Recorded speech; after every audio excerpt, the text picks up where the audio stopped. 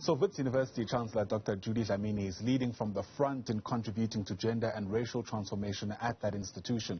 She's contributed 1 million rand towards the Female Academic Leader Fellowship Fund, which launched yesterday. So far, 8 million rand has been raised for the program that supports the academic development of African and colored South African women.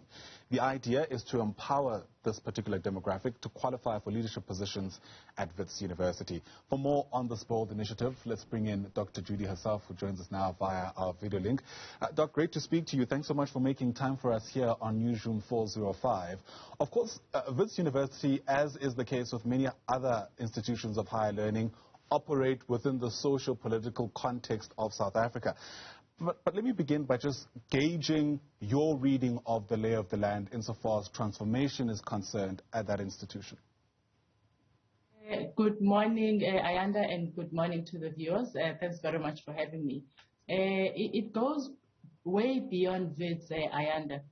We are lucky at Wits that we have people that are very pro-transformation. Transformation at Wits goes back to the first black VC, which is Professor Loyiso Nonga, who, by the way, sits on the board of FAV.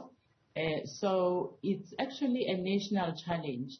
And I'm saying that it's a national challenge because if you look at the demographics when it comes to professors, associate professors, and also heads of departments, deans of faculties, VCs, it doesn't look good when it comes to black women especially.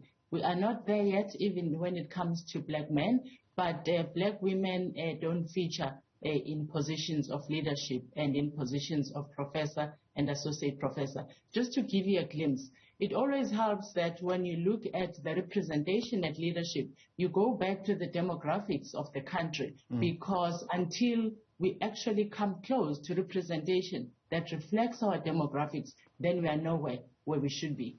African women make about 39.7% of the demographics in the country. Colored women, about 4.5%. Indian, 1.2%. White, 6.67%. And if you take that now and say, what's the percentage of professors nationally, not just at Wits, you'll see that Indian women are doing well at 3% for associate professor, and I think 2% professors. White women are doing well at 24%, professors 21%, associate professors. The story is very different when it comes to African women and colored women. So I was inaugurated on the 1st of December 2018, and I was the first woman to be a chancellor at Wits. Whenever you're a first person of your social group, what it tells you is that there's a blind spot to your social group, and your job is to try and help. Because when they elect you to do anything, whatever leadership position, they are saying, we need help. Your social group is not represented, come and help us. That is what I'm doing. So transformation at Wits precedes me. It started with Professor Loyiso Nonga. What I'm doing, though, is bringing the intersectional lens in looking at transformation. And we'll speak a bit more about that lens in just a moment. Typically, the well-rehearsed retort argument whenever issues around transformation comes up are those centered around meritocracy, people being placed on the basis of merit. But also, there's a lot of talk of people mentioning, for instance, in the higher education space, I remember there being a line of argument that says not enough women or black women in particular are interested in these positions, and so it's universities actually struggling to find them so that they can place them in those posts. Is there any merit to that? Look, I'll counter and say there's mediocrity when women are not sitting around the table, because there's strength in diversity, there's innovation. It's shown that when you bring different groups and have an inclusive culture so that their voice is heard, then you actually have a better production of whatever it is you're trying to create. I believe we become comfortable with people that look like us, that talk like us, and unless you have someone who actually fishes out these women that don't want to lead, which, by the way, is not true. Like, we launched the FAV program, which is Female Academic Leadership Leaders Fellowship, yesterday, and we had 30 fellows for the first cohort. And we didn't have 30 fellows, Ayanda, because that's all we could get. We didn't have enough funds. If we had enough funds, we were going to start with 100 women, because the women that we had, the women that we had to turn down are quite good, and they qualified for being developed as the next pipeline for different leadership positions. So what I will say is that women are capable and able, they need support. Absolutely. And if you go back to our education, the different education systems, obviously the best was the white education system, and the Indians were better, much better than the colored and the Bantu education. And it shows. What does it mean? It means you actually have to put more effort to actually give equitable support and opportunities. And I must say government is trying to do that. The NRF has actually many programs that try to do just that. And at least we are also beneficiaries of those.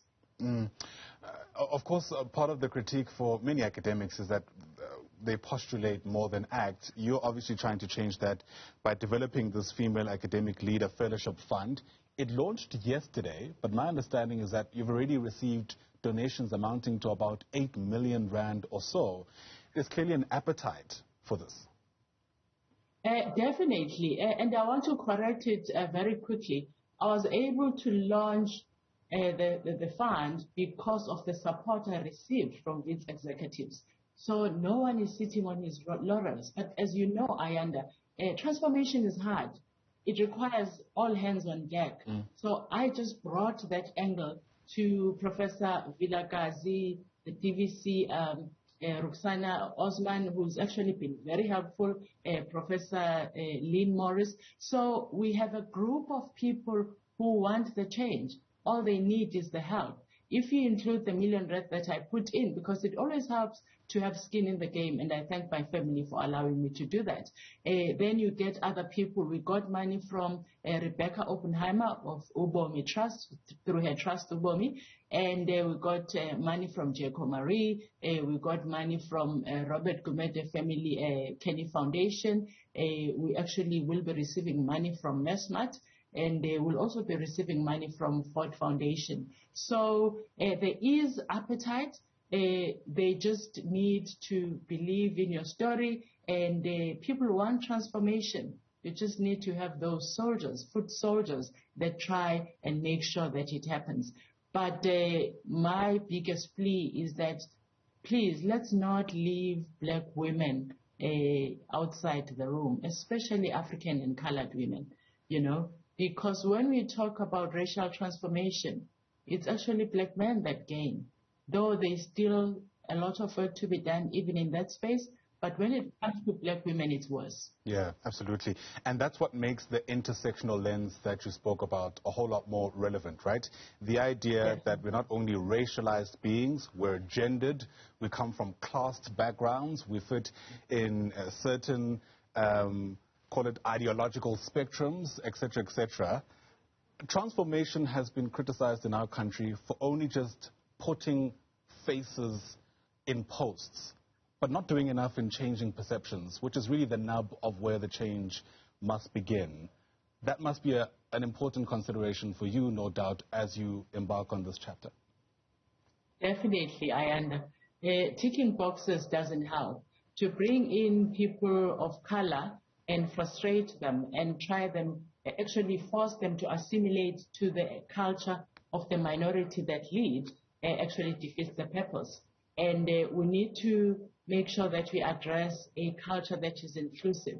I should be able to come into a space and be myself, and not try to assimilate to a Western male culture, because sometimes these institutions, because of the history, you'll find that even if the people change, but there's still this stereotype that it's only right if it actually aligns with the Western male culture. So we need to be conscious of that and own who we are and be happy in our own skin. May is an Africa month. We say it, but we don't live it.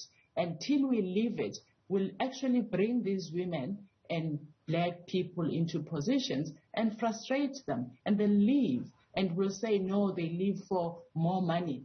It's not about money, mainly. It's about feeling that you're welcome, feeling that you are accepted for who you are. You don't have to have this pseudo personality when you're at work, because that's what's expected of you.